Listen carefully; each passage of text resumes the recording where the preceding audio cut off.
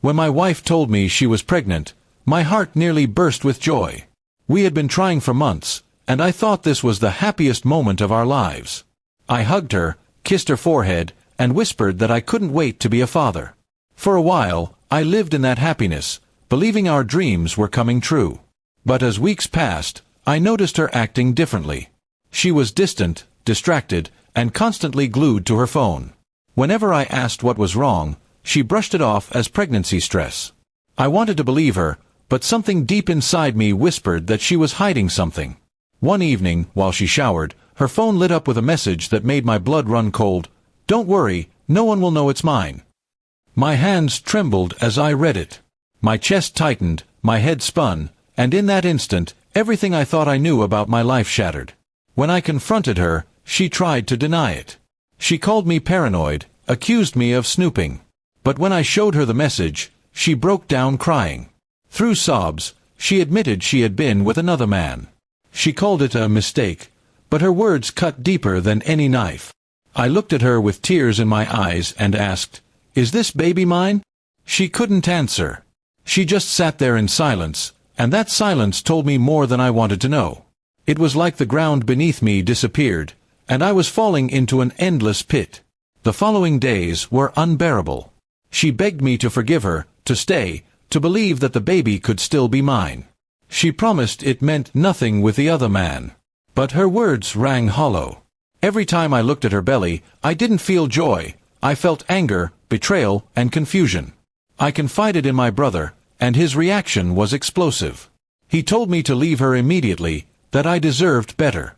But walking away from the woman I had loved for years, and from the possibility of being a father, was not a decision I could make overnight.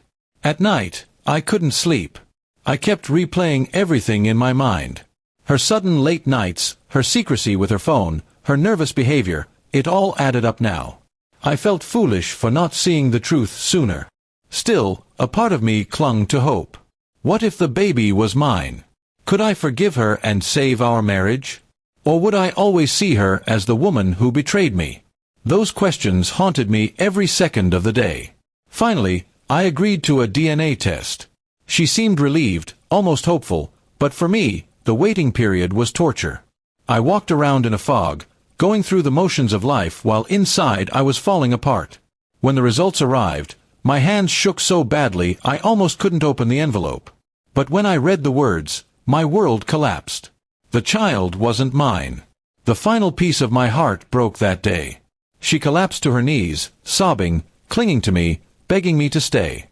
She said love was stronger than blood, that we could raise the baby together. But to me, everything between us was already dead. Love without trust is just an illusion. That night, I packed my bags. She followed me, pleading, promising, crying. But I didn't look back. I couldn't. My home, my marriage, and my future had turned into nothing but lies. As I walked out the door, I felt both shattered and strangely free. The pain was unbearable, but so was the thought of living in betrayal. I had lost the woman I thought I knew, and the child I dreamed of raising, but I refused to lose myself. Now, I face an uncertain future, alone but honest. The truth broke me, but it also gave me the strength to start again. And maybe someday, I'll find happiness that isn't built on lies.